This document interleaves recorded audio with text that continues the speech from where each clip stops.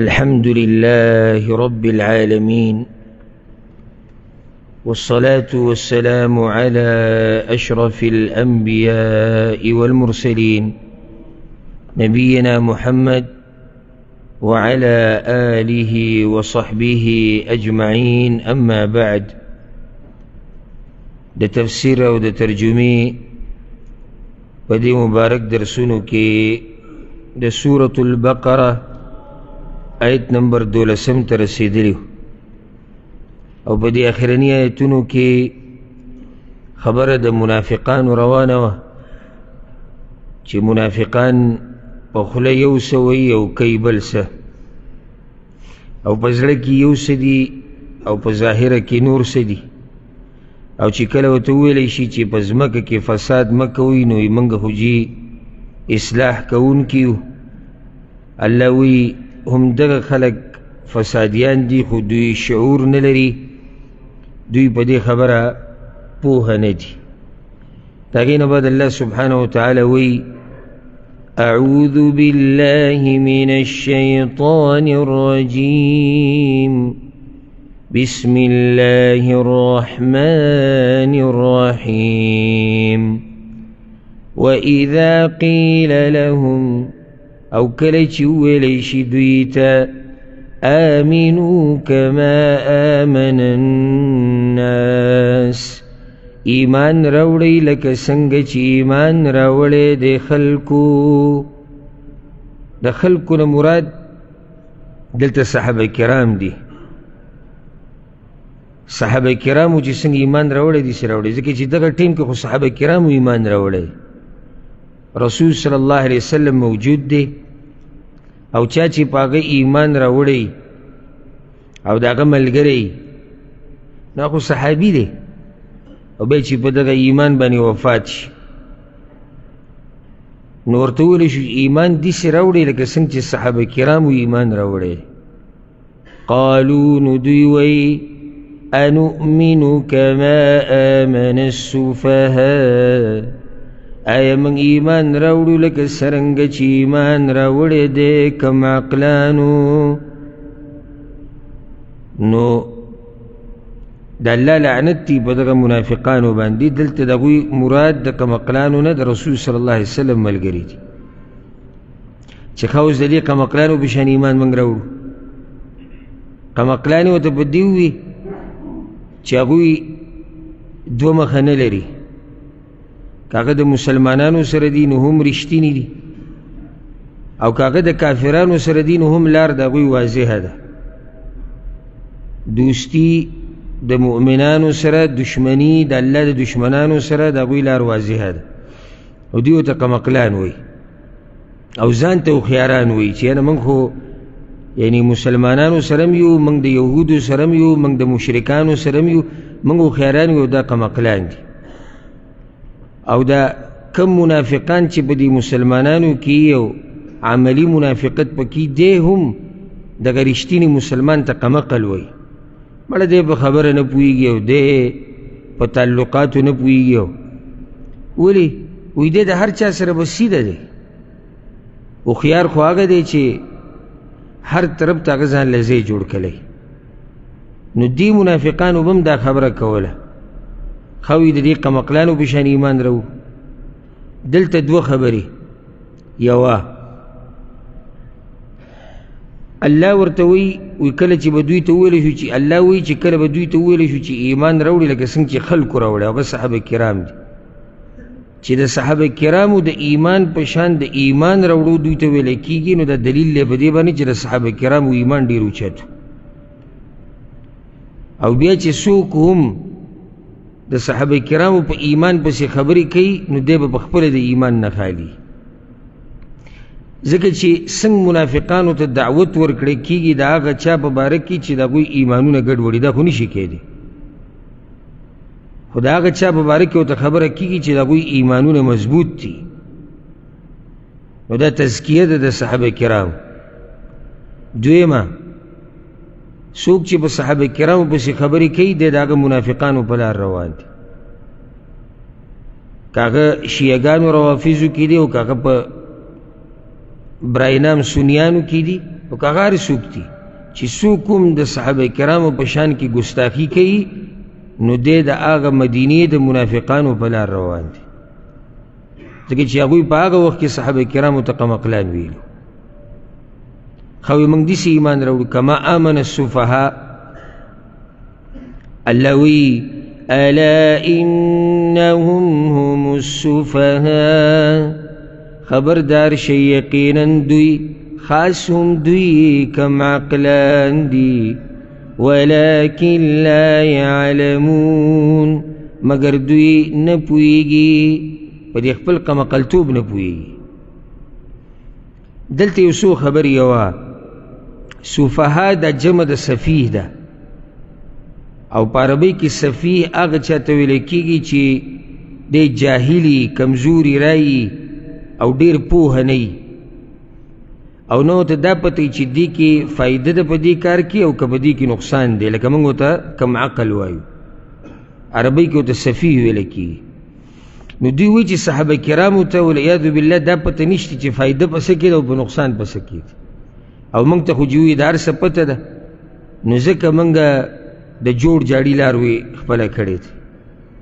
الله وی الا، ګوره خبره دومره تاکید سره وکړه، خبردار یقینا دوی هم دوی قمقلان دي. چې څوک هم په صحابه کرامو اعتراض کوي د ده په کور کې چې کوم خر ولاړ دی هغه د ده نه هوښیار دی. چې څوک په صحابه کرامو پسې خبرې کوي او د هغوی په شان کې ګستاخي کوي، په کور کې ولاړ خر هغه د ده نه پوهه دی، د ده نه هوښیار دی. بله خبره دلته یو سوال یو سړی کولی شي، خو چې چا سوچي خبرې ته چې یو طرف ته موږ وایو چې دا منافقان دي، او منافق خو منافقت پټ کوي، ښکاره خو یې نه کوي کنه، نو څنګه دوی دا خبرې ښکاره کړي دي چې یاره دا قمقلان دي او موږ د قمقلانو په شان ایمان څنګه راوړو؟ نو جواب دا دی چې دا خبرې دوی اصل کې خپل منځ کې کړي دي، خو الله رب العزت راښکاره کړي دي. یعنې دوی د مؤمنانو په مخ کې دا خبرې نه دي کړي، نه د صحابه کرامو په مخ کې چې هله تاسو قمقلان یې موږ ستاسو په شان ایمان څنګه راوړو. دا خبرې دوی خپل منځ کې کړي دي، خو الله راښکاره کړي دي د وحي په ذریعه باندې. ولکن لا يعلمون، مگر دوی نه پوهیږي، ځکه چې قمقلان دي نه پوهیږي په د خپل قمقلتوب، او نه پوهیږي په دې چې هدایت لار هغه هم دقه د صحابه کرامو لار ده. نو قمقلان دوی شو که صحابه کرام شو. وَإِذَا لَقُوا الَّذِينَ آمَنُوا، او کله چې یو ځای شي د هغه کسانو سره چې ایمان یې راوړی دی، قالوا آمنا، دوی وایي موږ هم ایمان راوړی دی. مؤمنانو سره د دوی خبره دا ده چې موږ ایمان راوړی دی. پرون موږ د منافقت تاریخ ذکر کو چې منافقت کله شروع شو، ولې شروع شو. نو دوی د ځان د ساتلو دپاره مؤمنانو ته به دا وي موږ ایمان راوړی دی، موږ ستاسو ملګري یو، موږ ستاسو په صف کې ولاړ یو، ستاسو چې کوم دین دی دغه زموږ دین دی، دا رسول زموږ هم رسول دی. دا غټې غټې دعوې به یې کولې. عبدالله بن ابی بن سلول به د رسول صلی الله علیه وسلم په جومات کې پاسېدو ودرېدو، وی ای خلکه که د دې پیغمبر تابعداري موږ ونه کړه نو موږ به لوی بدبخت یو. دا اوس منافق نصیحت کوي صحابه کرامو ته.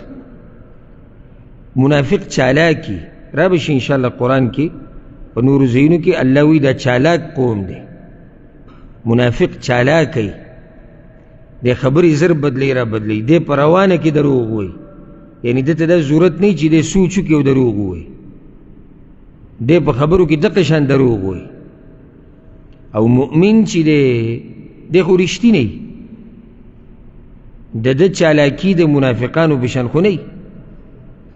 نو دا د دوی چالاکي ده چې نصیحتونه کول. د رسول صلی الله علیه وسلم په مجلس کې چې به کېناستو یو رجل جهاد دا مسلې وې، او جهاد هم کوله او دا هم کوله او دغه هم کوله، دا ټول د دوی خباثت. او هر وخت د رسول صلی الله علیه وسلم په خوا کې کېناسته. منافقانو کې یو لوی صفت دا دی چې دوی خبرې ډېرې کوي او کار یې نه وي، او داسې به د مسلمانانو کې هم ډېر میلاویږي چې صرف د خبرو مشینان، عملي میدان کې د هېڅ نشي کولی، خو چې کینی نو د مشورو ټاکوي، چې کینی نو دی بیا مشورې ډېرې ورکوي، دې طرف ته توجه ساتي.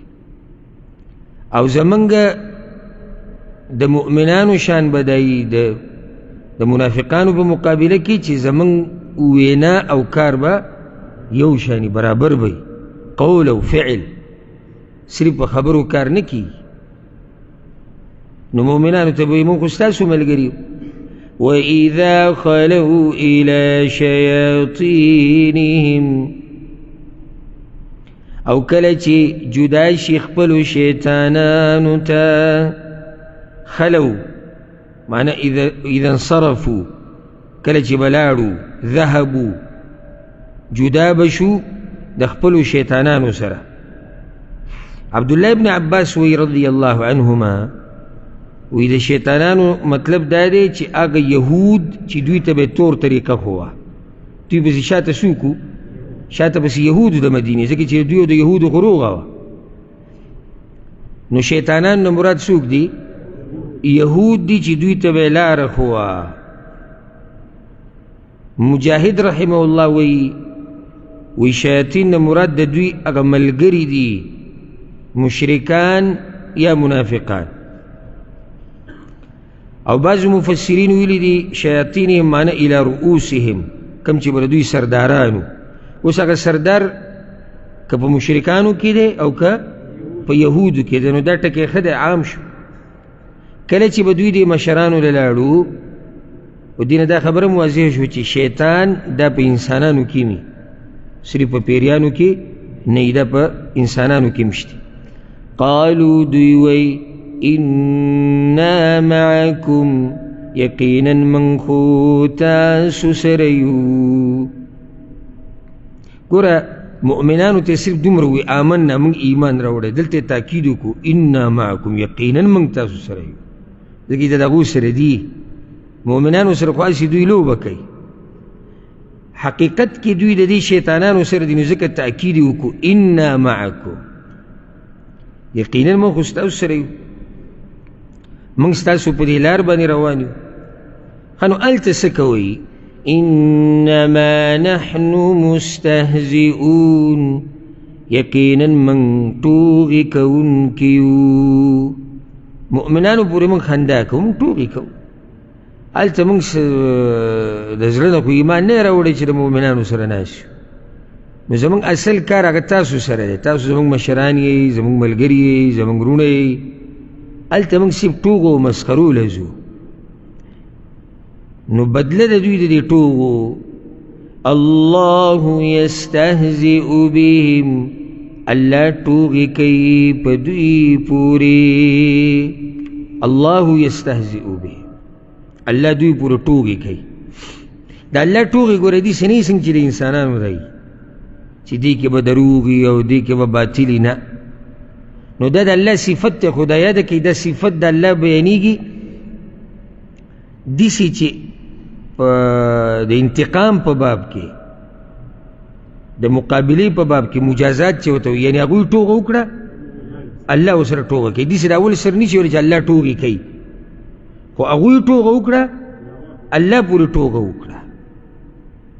نو دا صفت د الله دی، ځکه چې هغوی دا کار وکړو نو الله ورسره دا کار وکړو.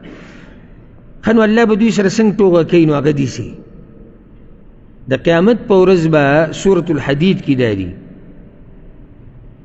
چې الله به مؤمنانو له نور ورکي چې په پل صراط باندې تیر شي، دوی ته به نور میلاو شي، منافقانو ته رڼا به ورته میلاو شي.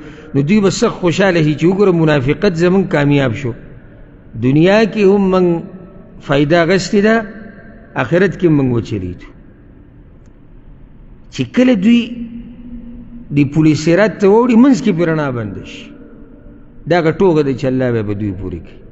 نو بیا به دوی منافقان به مؤمنانو ته چیغې وایي انظرونا، موږ ته لږ صبر وکړئ، نقتبس من نورکم، چې موږ ستاسو د دې رڼا نه ځان له رڼا راوالو. قیل ارجعوا وراءکم فالتمسوا نورا. دوی ته به وویلی شي، دا ټوکه ده، دوی ته به وویلی شي چې شاته لاړ شئ ځان له رڼا راوالئ. شي شاته رڼا، شاته کوم ځای رڼا راوالئ؟ دنیا ته خو واپس تللی نه شي، ځکه چې دوی په مؤمنانو پورې ټوکې کړې وي. بدله د هغې دا ده. او صرف دغه نه، بله لکه دنیا کې د دوی د مالونو او د وینو حفاظت وشو. ولې؟ نه، حفاظت یې په دې وشو کې ظاهره کې څه وایي؟ وایي زه مسلمان یم. آخرت کې کافر دی، آخرت کې جهنم دی. دا هغه ټوکه ده. یعنې دوی خو خوشحاله وي چې یاره زموږ خو جو کار برابر دی، ځکه چې ظاهره کې خو موږ د مؤمنانو سره یو. هلته څه شو؟ هلته د دوی هغه منافقت او خباثت راښکاره شو. او داسې پسې بیا ځه الله یستهزئ بهم، الله ټوغې کوي دوی پورې.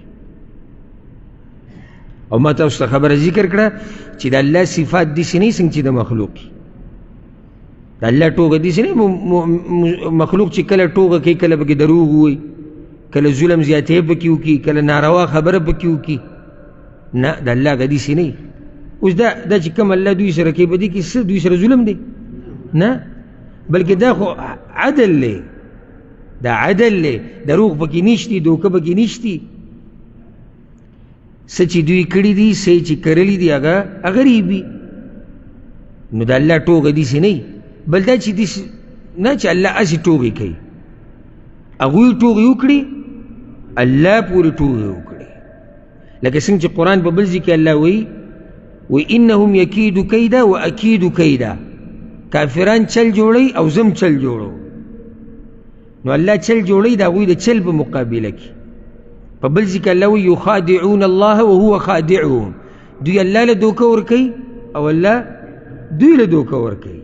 نو د الله دوکه داسې نه څنګه چې د مخلوق ده، حاشا وکله. په بل ځای کې الله وایي فیسخرون منهم سخر الله منهم. دوی ټوغې وکړي په مؤمنانو پورې، الله ټوغې وکړي په دوی پورې.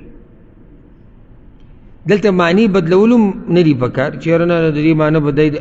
څه چې الله ویلي زموږ په ایمان دی، او الله په خپل ځان ښه پوهېږي، او خپل ځان چې هغه ته څومره معلوم دی دومره بل چا ته نه دی معلوم. او موږ ته الله دومره معلوم دی څومره چې راته الله ځان ښوولی دی.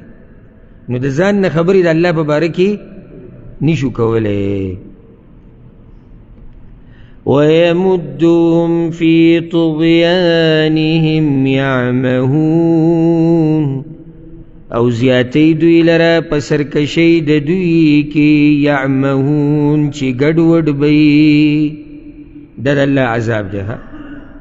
یمدهم، مدت ولا ورکوي، مهلت ولا ورکوي، پریدي زیاتی وخت ولا ورکوي، زیاتی چې دوی په دې کفر کې ښه ورننوځي. دا عذاب دی. ګوره او را به شي قرآن په نورو ځایونو کې چې دا بېدینه په دې خوشحاله شي چې الله چې دا مهلت را کړی دی که الله په موږ څه دی مین دی. خو دا نه دی خبر چې دا هم د الله یو طریقه ده د رانیوو چې سړی پرېږدي په بېدینۍ کې. ځکه یو حدیث کې دا راځي چې کله د الله هر څه درکوي او ته د الله نافرماني کوې نو په ځان ویرېږه. چې کله د الله هر څه درکوي او ته د الله نافرمانه بندې نو په ځان ویرېږه. دا د خوشحالۍ خبره نه ده. کیدای شي الله طریقه جوړه کړي ستا د رانیوو دپاره. نو ځکه الله دلته وایي چې ویمدهم فی طغیانهم. عبدالله ابن عباس او عبدالله ابن مسعود وایي یمدهم معنی ده چې دوی له مهلت ورکوي، او امام مجاهد وایي یزیدهم، زیاتی دوی لره. فی طغیانهم، طغیان سرکشی ته وایي، طغیان سرکشی ته گمراهی ته وایي. الله پریدي په دې گمراهی کې. یعمهون، یعمهون معنی ده چې ګډوډي. یترددون، حیرانی، اس پته ورته نه لګي چې به کوم طرف ورشو. په کفر کې دومره الله پرېښودي دي او دوی ورننوتي دي چې هر څه ته ګډوډ شوي دي، حیران دي چې به کوم طرف لاړ شو به کوم طرف نه. أولئك الذين اشتروا الضلالة بالهدى. دا هغه کسان دي چې اغستې د ګمراهي په بدله د هدایت کې. دا هغه کسان دي چې ګمراهي اغستې ده په بدله د هدایت کې، یعنی د ګمراهۍ د پاره مال څه ورکړی دی؟ ته چې څه سامان هلې خو مال به ورکوې که نه، څه شی به د څه شي په بدل کې هلې که نه. هدایت یې بېللی، ګمراهي اغستې ده. هدایت یې خرڅ کړی دی، ګمراهي اغستې ده. ځکه بعض مفسرین وایي استحبوا الضلالة على الهدى، وایي معنی دا دی چې ګمراهي غوره کړې ده په هدایت باندې. لکه الله د سمودیانو باره کې وایي واما ثمود فهديناهم فاستحبوا العمى على الهدى. وایي ما سمودیانو ته هدایت ورکړی خو هغوی ړونوالی غوره کو په هدایت باندې، ړونوالی غوره کو په هدایت، نو دوی ګمراهي غوره کړې ده په هدایت باندې. دلته یو سوال زړه ته راځي چې دوی سره هدایت اوسو چې دوی خرڅ کړی دی. دا سوال زړه ته راځي چې الله وایي دوی هدایت خرڅ کو ګمراهي واغسته، نو دوی سره هدایت کم ځای کې و چې دوی دغه هدایت خرڅ کو؟ نو جواب د هغې دا دی چې دوی په خوله باندې خو ویلو که نه چې موږ ایمان راوړی، هغه هدایت تی مراد دی. اوله کې خو ویلي دي که نه، لکه الله قرآن کې وایي سورة المنافقون کې ذلك بأنهم آمنوا ثم كفروا، دوی ایمان راوړی دی بیا کفر کړی دی. نو اوله کې ورسره ایمان و، هغه هدایت ته اشاره ده چې هغه هدایت دوی خرڅ کړی دی او ګمراهي اغستې ده. بعض مفسرین وایي منافقان چې کوم په اهل کتابو کې د یهودو کې د رسول صلی الله علیه وسلم د راتلو نه مخکې هغوی د رسول صلی الله علیه وسلم انتظار کوو. را به شي سوره بقره کې چې داسې یو نبي به راځي او موږ به د هغه په ملګرتیا کې د مشرکانو سره جهادونه کوو. دا اوس هدایت دی، دا څه دی؟ هدایت دی. خبره صحیح ده که نه؟ اگر نبی ته په انتظار دي، خو چې کله راغی بیا ته انکار وکړو، نو اوس هدایت یې خرڅ کو او ګمراهي واغسته. پوه شوي به که نه؟ زما د خبرې واضح دي که نه دي؟ که څه مشکل به کښې نو ما ته وایي چې ستا په دې خبره موږ نه پوهېږو، او زه حتی الوسع کوشش کوم چې خبره واضحه بیان کو، کاغه عوامو ته کاغه خواصو ته. او مقصد په هر ځای کې زه اکثر د دعاتو علماو ملګرو ته نصیحت هم کوم چې لازم نه دی چې هر ځای کې یو سړی به خپله عربي راښکاره کوي او خپل علمیت. یعنې زه اوس د عربۍ ټکي شروع کړم دا ګران او علمي عامي پرېږده، طالب علم پې هم نه پوهېږي، د هغه په سر هم له پاسه اوري. صحیح دی، زما خو به خلک صفتو کې چې ډېر څه دی تکړه دی، خو مقصد ته زه ونه رسېدم. مقصد زما دا و چې مسلمانان پوه شي د الله په کلام باندې، که هغه علما دي، که هغه طلبة العلم دی، او که هغه عام خلک دي. نو که چاته څه مشکل ومي نو ما ته بیا ویلی شي وروسته. دا د دوی تجارت دی، تجارت یې وکړو. تجارت کې څه چل کړی دی؟ ګمراهي واغسته، هدایت یې خرڅ کړو، دا تجارت شو. فما ربحت تجارتهم، بس ګټه ونه کړه تجارت دوی، وما كانوا مهتدين، او ندی دوی لار مندونکي. څنګه لار مندونکي نه دي؟ یعنې دوی په دې تجارت کې صحیح لار ونه مونده.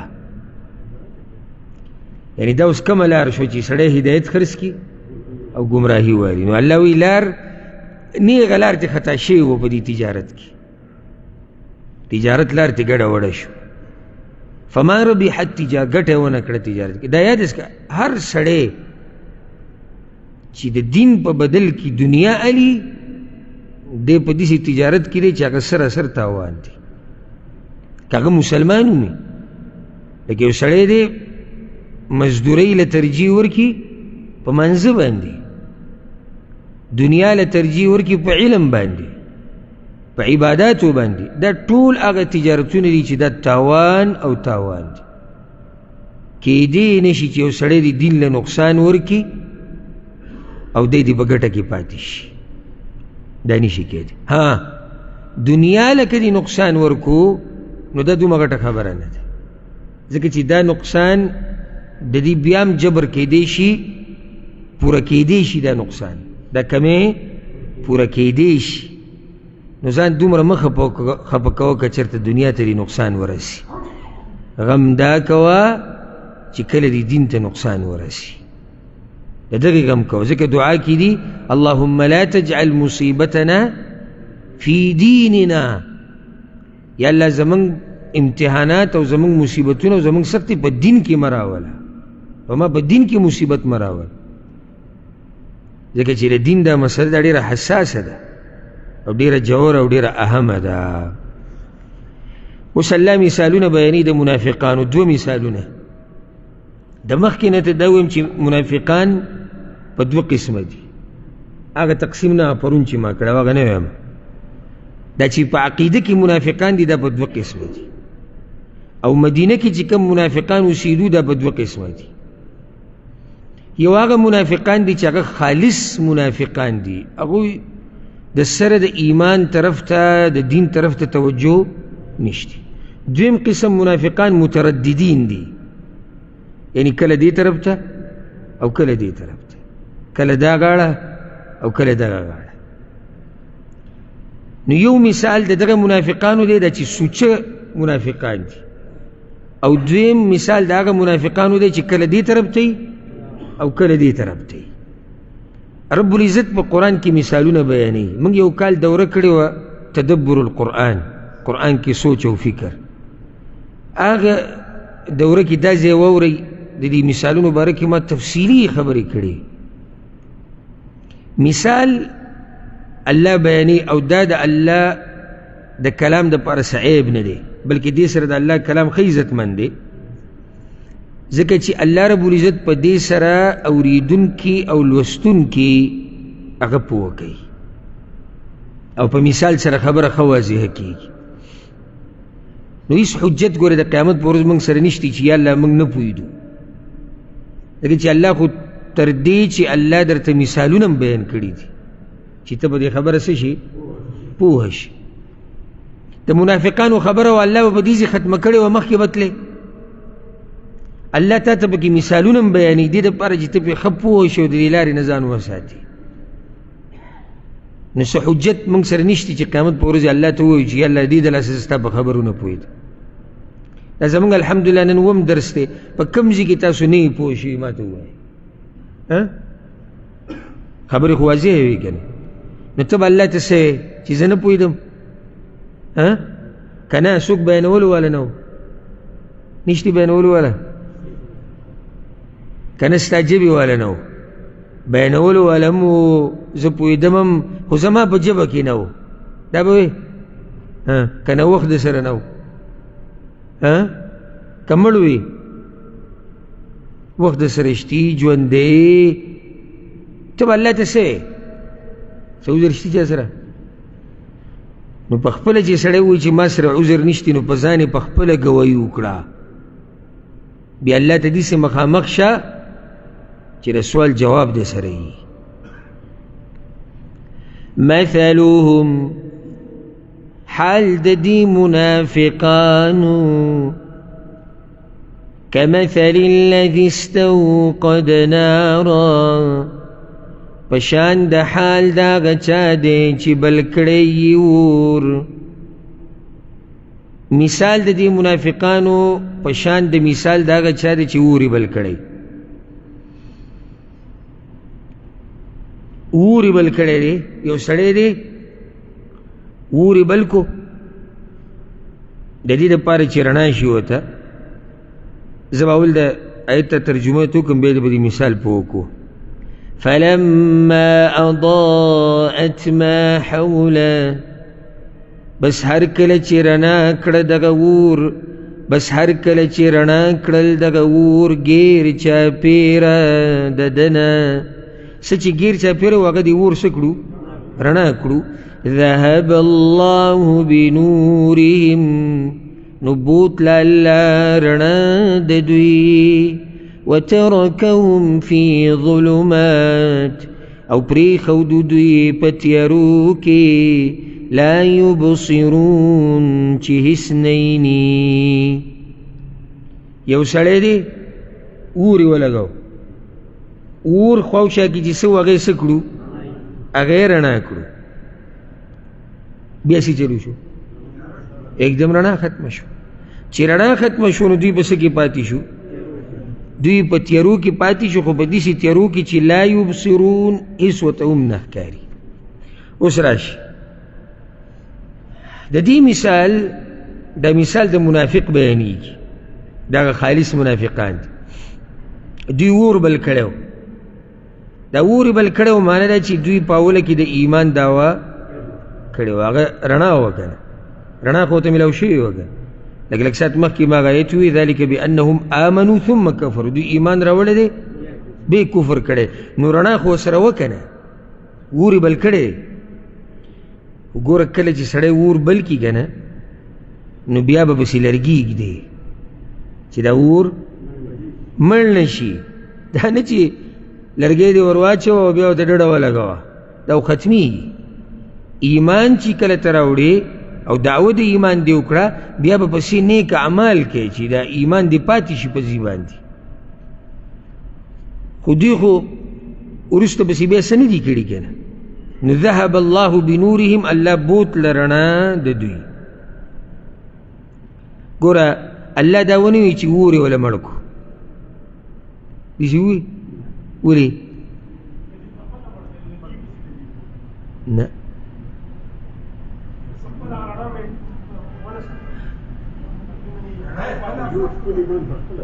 نه نه الله وی رڼا چې لاړه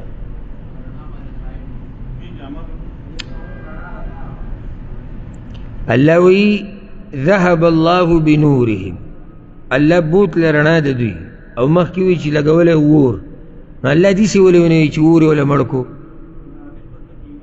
نه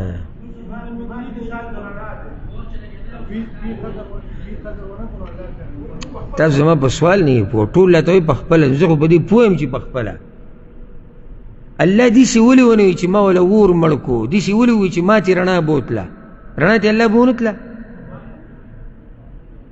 وی رڼا دوی په خپله دغه کړه خو الله وایي ما ته یې بوتله که نه الله داسې ولې نه وي چې ما وله اور مړ کړو جواب د هغې دا دی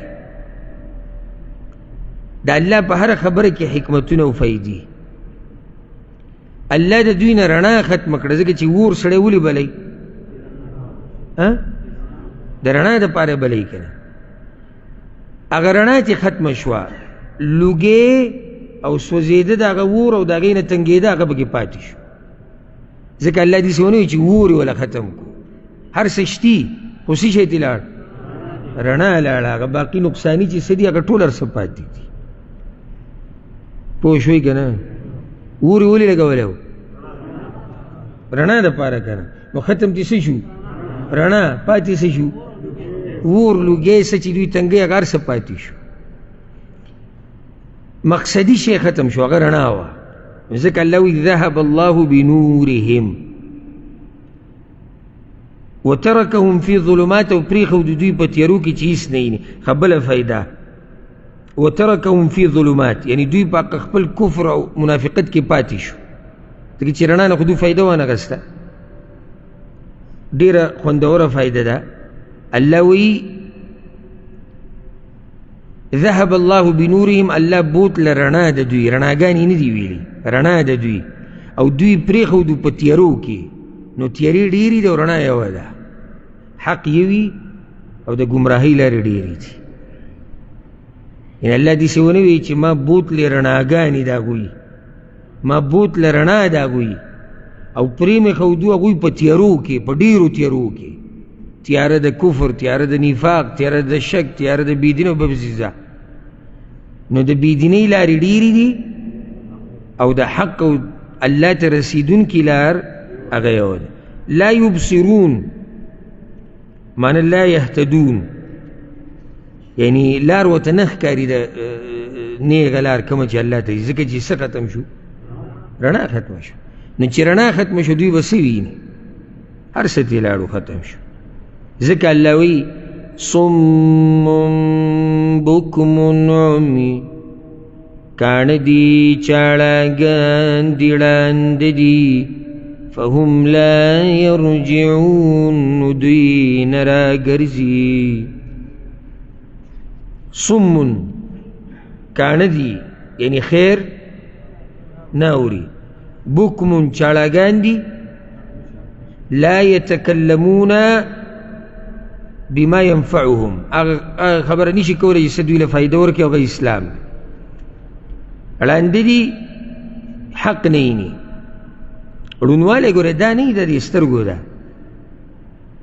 کلنا کل سڑے دا استرگو دا بیناییتی اللہ غستی خو پا دین روانی رونوالے آگا دے اللہ لی تمنگ ساتی چی آگا زہون کلڑاندش ذکر اللہ سورة الحج کی ہوئی فإنها لا تعمل ابصار استرگی نڑندی گوئی ولكن تعمل قلوب التي في الصدور اللہ وی دا زہون چی پا سینو کی پراتری دارندی گی دا دی دارنوالے تبایی کئی دسترگو رنوالے دا خو وقتی طور نقصان دی او اجر والا اللہ ورکی او دیر سبوت ملاویگی سا وقت پوری دا دنیا دا بازو نعمتونو نسدے محروم شوید خو چی زڑیڑون شو پا دکی خو ایسم پاتی نشو نزک اللہ وی صمم بکمن عمیون او دری دا مطلب ننے چی غگونے نشتی غگونے شتے سترگیم شتی جبم شتی خدا دا حق دا پارنے استعمالی کی او دوی بناسو رابشی سورت محمد کے انشاءاللہ چی دوی بناسو دا رسول صلی اللہ علیہ وسلم پا مجلس کے وہ بیٹک کی خو چی کل و بارتا ہو تو صحابہ کرامو تبوی ماذا قال آنفا دا والسوی مپونشو نتاسو مجلس کے نوی ناس منگوی نیو پوشو دا سیوی جی دا ننی بیاسا بیانوال تا خودر لگولی و مجلس کی خود دا غوگ دا دسترگا دا جبا دا حق دا پر نی استعمالی گی دا پی نپوئی پا دی مسلمانانو کم دیر باطل پرست دیسی دی ستا بزارش نشی دے پا آخر کوئی سیوی کم مسئلہ بیانوالا نو دا دوم اگر غوگونه جی اللہ تعالی ذکری تا بناوری اوری خود از لغو گونه کانا شوید سترگی بے بقی دا سی کولاو کڑی رویستی بے خو حق پی نئینی او جبا چی شروع کی دا باطل دا دفاع دا پارا نو سم پا گینٹو گینٹو لگے خدا حق دا پارا دے خبرہ نیشی کولا اللہ دے دیس عذاب نمانگ ساتی فهم لا يرجعون ندوی نرا گرزی عبداللہ بن عباس رضی اللہ عنہما وی ای لا يرجعون الى هدى دوی ہدایت نرا گرزی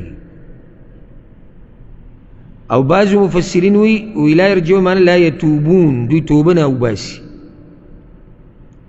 اگرانات دوی واپس نیشی رات لے زکر چی دوی دا اگرانا قدر ونکو نو یو مثال دارے پا دیکھو پوش ہوئی کن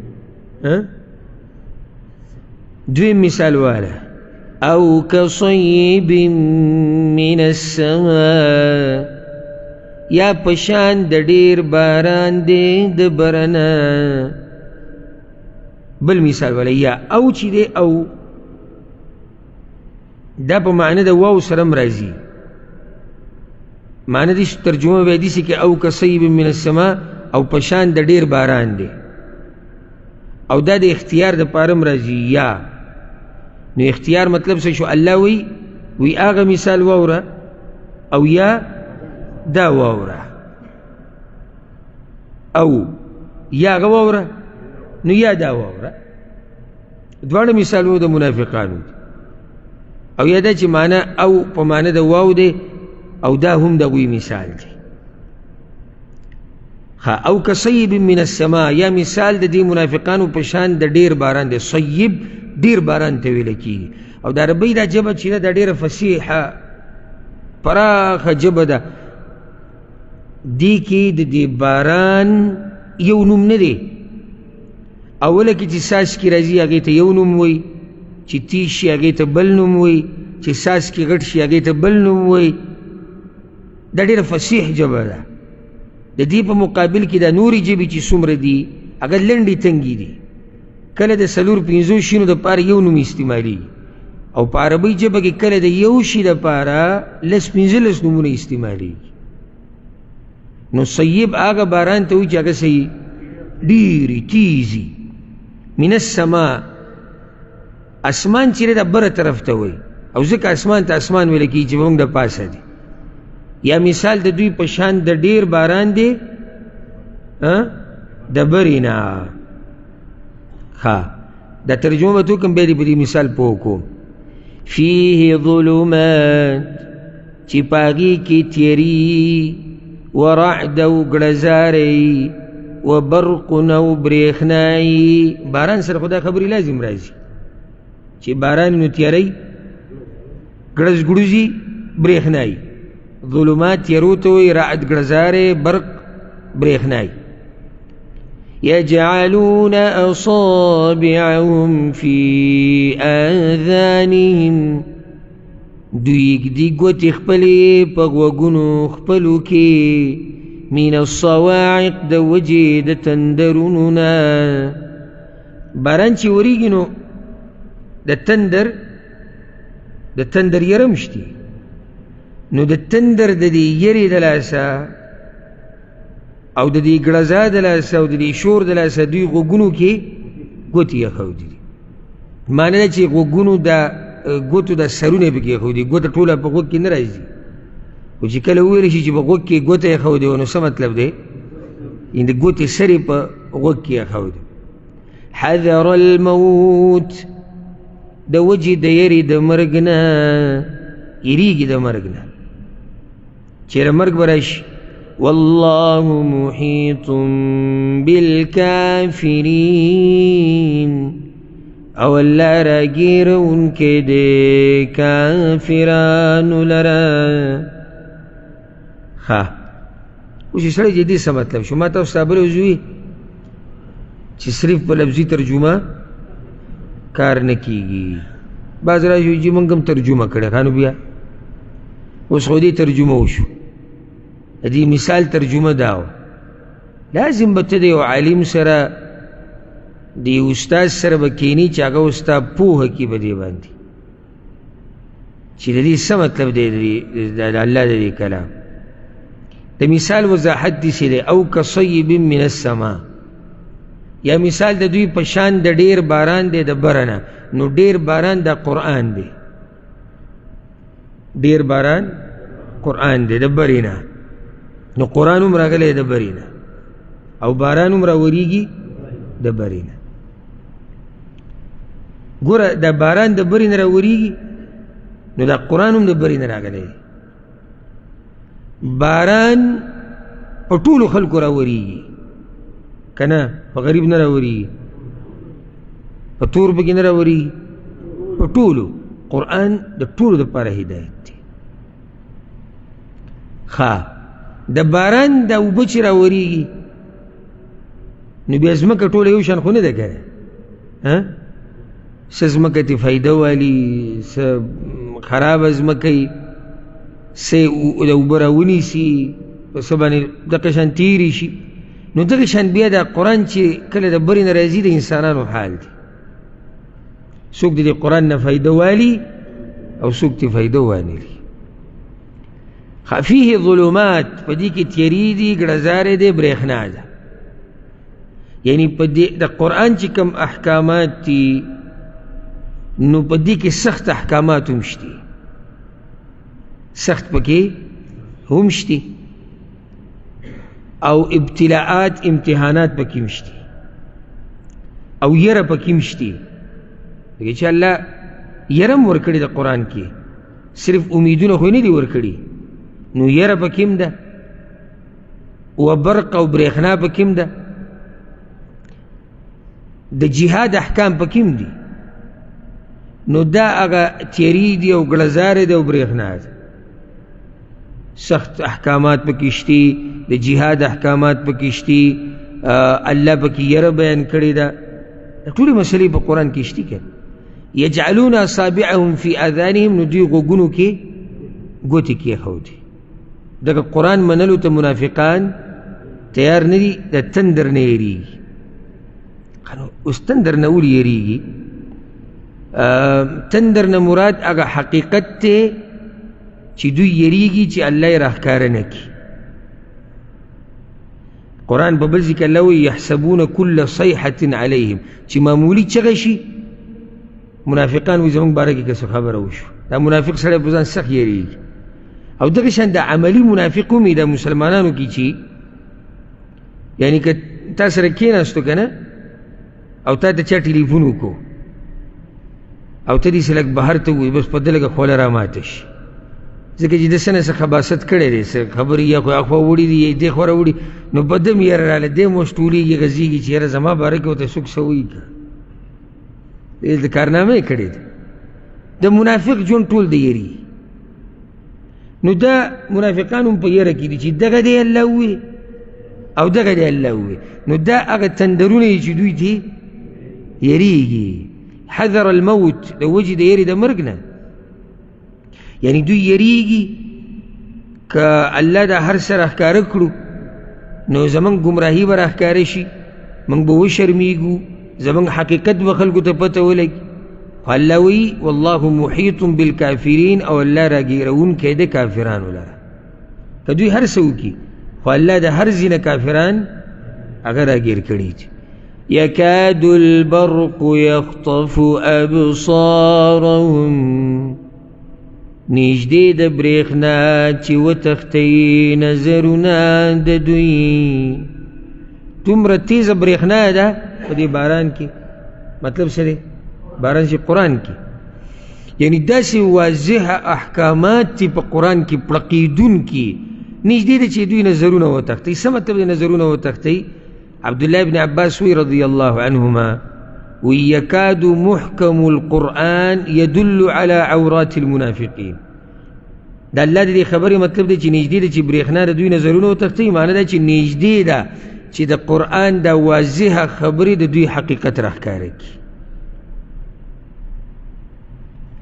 او بعض علما وایي یکاد البرق یخطف ابصارهم یعنی نږدې ده چې دوی په اسلام کې ورننوځي داسې واضح احکامات دي چې واوري په اوله کې نو داسې نږدې چې څه چلو کې ایمان پرې راوړي بیا ترې راشاته شي ځکه ما تاسو ته ویلو چې دا دویم قسم منافقان کم یو دي ګډوډ چې دي دا خالص منافقان نه دي نو نږدې ده چې ایمان راوړي او په دې قرآن کې ناشنا خوند پروت دی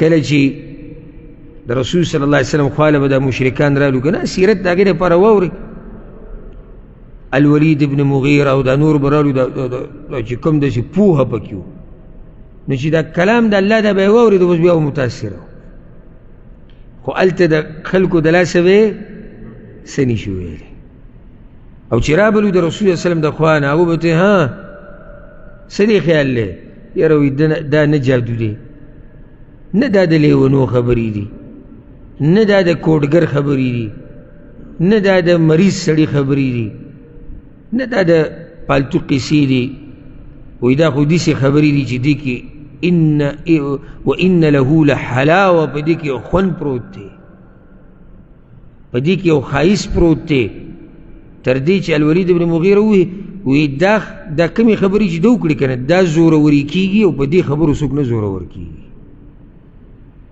نو د الله کلام دی بیانېږي او هغه دی اثر نه کوي نو الله وایي نږدې ده چې د برېښنا د دوی دا نظرونه وړی څه مطلب دی نږدې ده چې دوی ایمان راوړی وی خو رای نه وړو كلما أضاء لهم مشوا فيه هر کله چې رڼا وکړي دغه برېښنا دوی ته نو دوی ځي په هغې کې هر کله چې رڼا وکړي دغه برېښنا دوی ته نو دوی ځي په هغې کې معنی دا ده عبدالله بن عباس رضی الله عنهما وی او زر عبدالله بن عباس تفسیر ولې ډېر ذکر کو ځکه چې هغه ډېر پوه دی په دې امت کې د رسول صلی الله علیه وسلم نه بعد صحابه کرامو کې په دې قرآن باندې هغه دا وی معنی دا ده چې هر کله چې دوی ته څه عزت میلاو شي رڼا مطلب دا دی هر کله چې دوی ته په اسلام کې څه عزت میلاو شي مشوا فی نو دوی بیا په دې رڼا کې ځي ځکه چې دوی خو راغلي دې دپاره دي چې څه وکړي فایده میلاو شي او کله چې رسول الله صلی الله علیه وسلم اعلان وکړي چې حدیبیې ته ځو تلي منافقانو کې څوک یو هم نه و تللی سیرت کې دا تفصیل بیان شوی اوله وی دې لیونو ته ګوره وی د قریش سره اوس مقابله کوي. 1400 کسان تلي په هغو کې صرف یو کس چې الله ورته بخښنه نه ده کړې، هغه سور اوښ والا چې په اوښ پسې ګرځېدو. دنیا ګوره د سړي ډېره لویه تباهي کوي. یو اوښ دغه سړی د کوم ځای نه کوم ځای ته رسولی دی. چې بیا کله رسول الله صلی الله علیه وسلم راغی نو الله تحفه ورکړه صحابه کرامو ته. څه د خیبر فتح به راځي، دا تحفه وه ځکه چې سخته یې تېره کړه. اوس خیبر نږدې ده، د خیبر ځمکه نږدې ده او ډېره یعنی مزېداره ځمکه ده، زرخیزه ځمکه ده. بل دا چې یهود په نسبت د قریشو څه دي؟ کمزوري دي. نو هر یو راماتو سبحان الله وی جهاد کې څه ناشنا خوني او موږ هم جهاد لځو. او رب العزت ته خو پته وه الله اول ایتونه نازل کړي سورة الفتح کې وی ای پیغمبره که څوک د پسې رالو که نه نو دا به ورته وایي چې ما سره به نه ځي خیبر ته مګر هغه کسان چې حدیبیې ته تللي دي. ځکه چې الله خو په زړونو عالم دی. او نو دوی بیا رالو او موږ د سره ځو، رسول الله صلی الله علیه وسلم ته یو به هم نه سي. هلته فایده وه که نه؟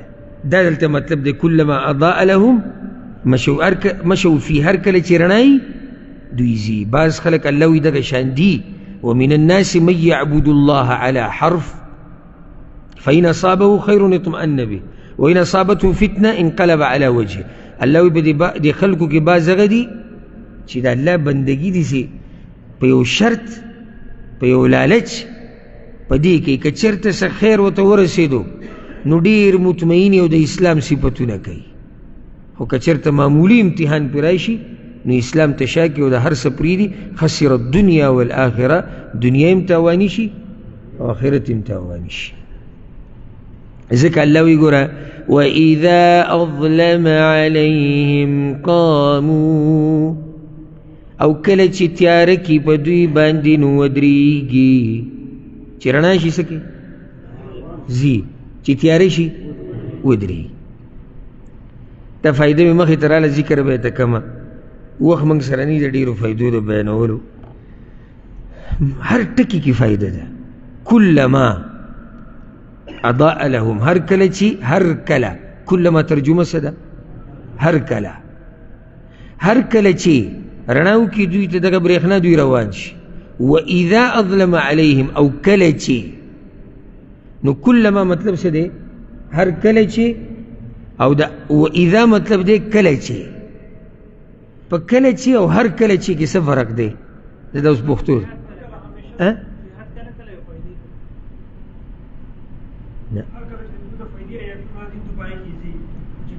نه، خو موږ ته پته ولګېده، ما خو دقه ترجمه. بارک الله فیک. هر کله چې یعنی سخت هرسناک دي د فایدو د لټولو، هر کله چې. ځکه الله دلته وی کلما، او چې کله پې تیاره شي نو دوی هرسناک د څه دي؟ د تیاري دي که د رڼا دي؟ د رڼا دي چې ځان دپاره دنیوي فواید پکې لټوي. نو د ډېر هرس تلاسه الله دلته ووایي دا دلالت کوي په دې چې دوی کې هرس ډېر کلما، هر کله چې رڼا شي منډې ووایي. او دا په دې کمزورو مسلمانانو کې هم داسې چې داسې کله ورته پته ولګي چې په دې دین کې مې اوس فایده ده نو بس بیا به سبحان الله والله اکبر او ذکر او اذکار شروع کړي. که معمولي امتحان دې پې ور واچو بیا یې پته لګي چې دی به څومره اوبه وکړي. او دا مسله به هم راشي انشاءالله قرآن کې چې د امتحانونه راولي الله دې دپاره چې د دروغجن او د رښتینې پکې پته ولګي. ولو شاء الله لذهب بسمعهم وأبصارهم، او کچری د الله اراده شوی وی نو بولی به وی غوږونه د دوی او سترګې د دوی. الله دې سم کولی شو. اوس د دې څه مطلب دی؟ نو یو مطلب یې دا دی که الله غوښتلی وی د دوی د ټول حقیقت به یې راښکاره کړی، دوی به په شرمونو شرمولي. د دوی د عزت چې کم دی ظاهره کې دوی چې مسلمانانو سره یو ځای شوي دي او دا چې څه فایدې ورته میلاوي دا ټول به الله دړې وړې کړی.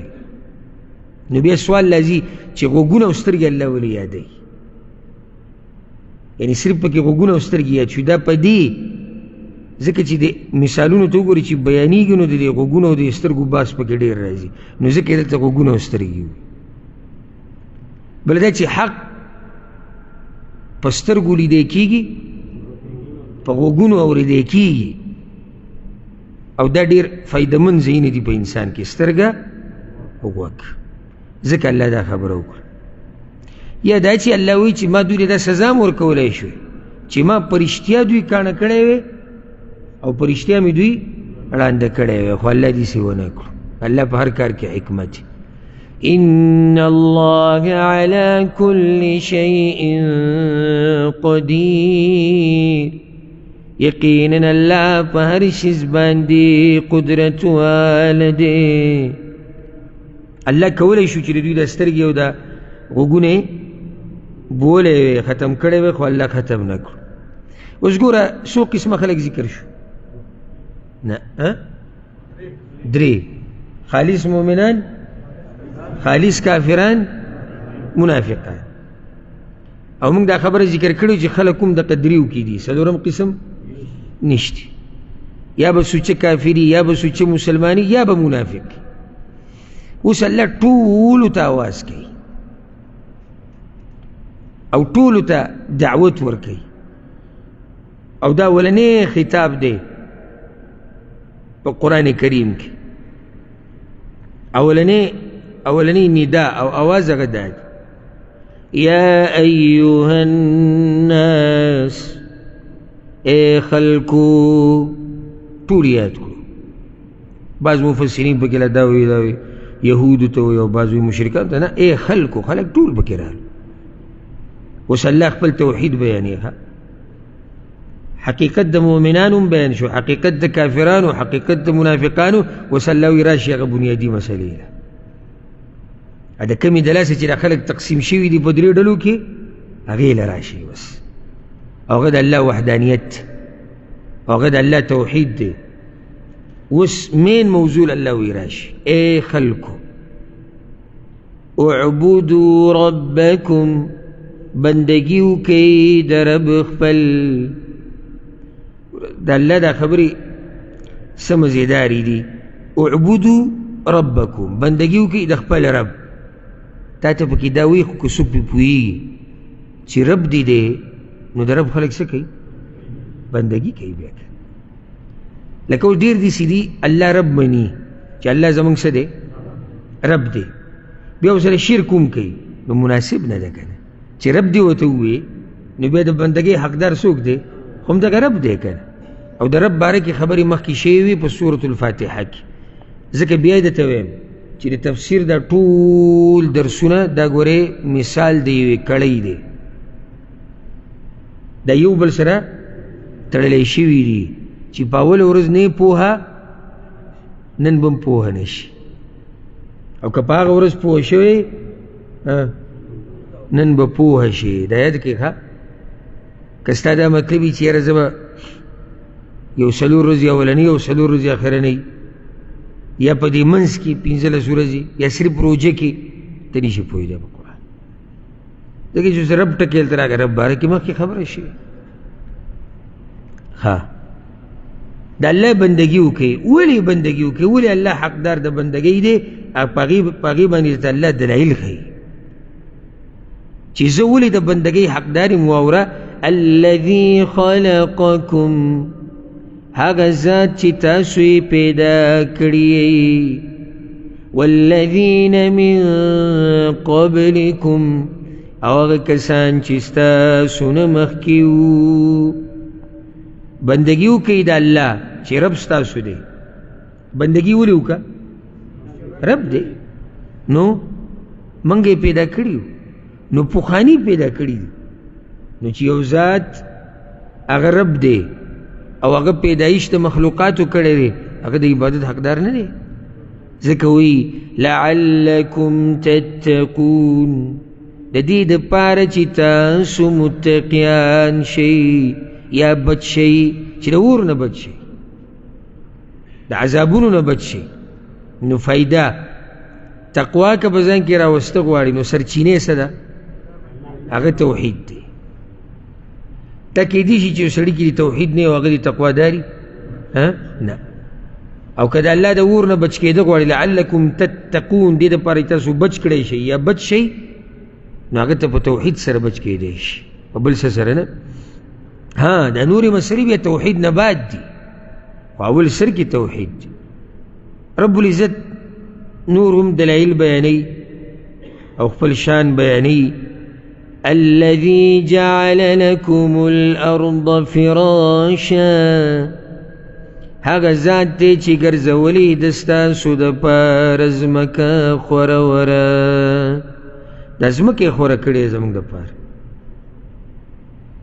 او سبحان الله دومره په ښایسته طریقې سره پیدا کړې ده چې نه ډېره سخته ده او نه ډېره نرمه ده. که ډېره سخته وي بیا په کوم ژوند نه تېرېدو، او که ډېره پسته وي نو بیا په کوم ژوند نه تېرېدو. والسماء بناء، او اسمان چت، اسمانی چت ګرځولی. سورة الانبیاء کې الله وی وجعلنا السماء سقفا محفوظا، او اسمان منگ چت ګرځولی دی چې حفاظت یې شوی دی. دا د الله نعمت. بر اسمان ته وګوره، لاندې ځمکې ته وګوره. او دا ته فایده ذکر کوم. الله په قرآن کې اکثر د دې ځمکې او د اسمان او د غرونو او د اوبو او دا خبرې ډېرې کوي. ولې؟ ځکه چې دا موږ ته مخامخ دي، او چې څوک پوه کوي نو هغه خبره ورته وکړي چې کوم هغه ته مخامخ وي. ته اوس یو داسې څه ذکر کوي چې هغه لیدلي نه وي، نو هغه ستا په خبره باندې بیا نه پوهېږي، ځکه الله دا زیات یاد. وأنزل من السماء ماء، او را لېږلي دي د اسمان نه اوبه، یا د بره نه اوبه را لېږلي دي د اسمان نه اوبه. د الله سبحانه وتعالی نعمت. فأخرج به من الثمرات، بس راویستلی دی پاگی سر د میونا، رزقا لکم د پار د خوراک ستاسو. یعنی یو رب د اسمان نه اوبه راوری، بیا قسمه قسم میوې راوباسي زموږ د رزق د پاره، نو وفا به دی چې موږ د ده سره بل شریک جوړ کړو.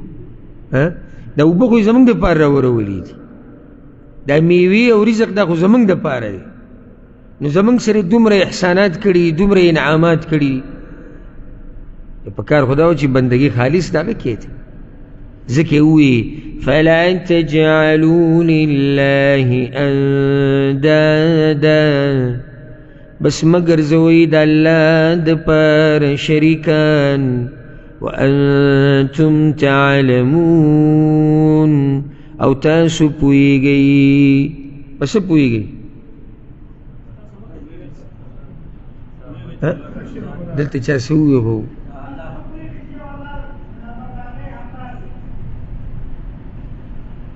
چې دوی په دې پوهېدی چې الله د بندګۍ یوازې حقدار دی، بیا خو مسله ختمېده. تاسو پوهیږئ په دې چې دا هر څه الله پیدا کړي دي، په دې پوهیږئ. ځکه چې هغوی هم دا اقرار کوو چې خالق هغه الله دی، د اسمان نه اوبه هغه راوروي، رزق هغه راکوي. نو الله وایي په دې هر څه پوهېږي، بیا ورسره هم شریک جوړوئ. فلا تجعلوا لله اندادا، اندادا دا جمع د ند ده، او ند شریک ته وایي. او حدیث کې راځي په صحیحینو کې ده، په صحیح بخاري صحیح مسلم کې عبدالله بن مسعود وایي ما رسول صلی الله علیه وسلم ته وایي چې یا رسول الله ای الذنب اعظم عند الله، په ګناهونو کې غټه ګناه کومه ده د الله په نس؟ وی ما ته وی چې ان تجعل لله ندا وهو خلقك. غټه ګناه په ګناهونو کې د الله په نس دا ده چې ته د الله سره شریک جوړ کې هغه ته پیدا کړی،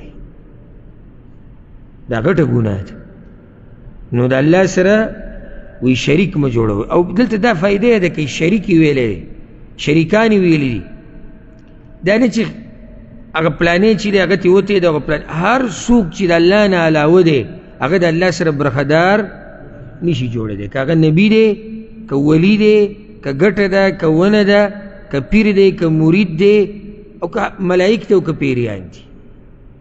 د الله په بچائی کې د الله سره شریک هغه څوک نشتی. وانتم تعلمون، او الله تاسو ته پته ده. او اخره کې صرف دا یو حدیث به ذکر کوم، پای به خبره ختم کو. امام احمد یو روایت راوړی دی د حارث الاشعری نه رضی الله عنه چې رسول صلی الله علیه وسلم یو پیر دا وی چې الله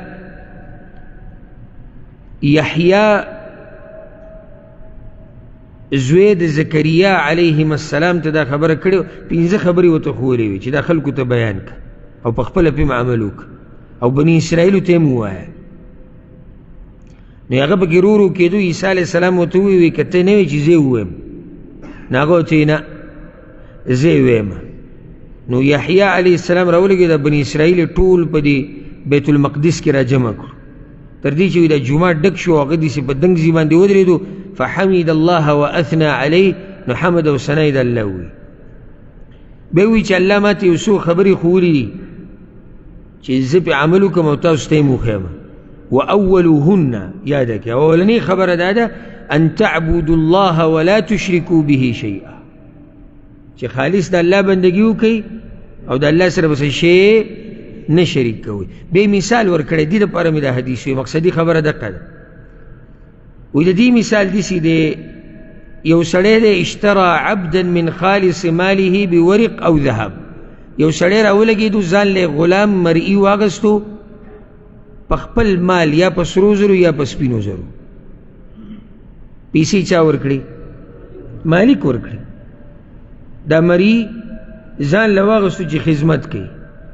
فجعل يعمل ويؤدي غلته الى غير سيده. هغه مرئي راولګېدو ځان له مزدوریانې شروع کړي او چې کومه غلبه ورته میلاوېده هغه به بل سړي له وړه.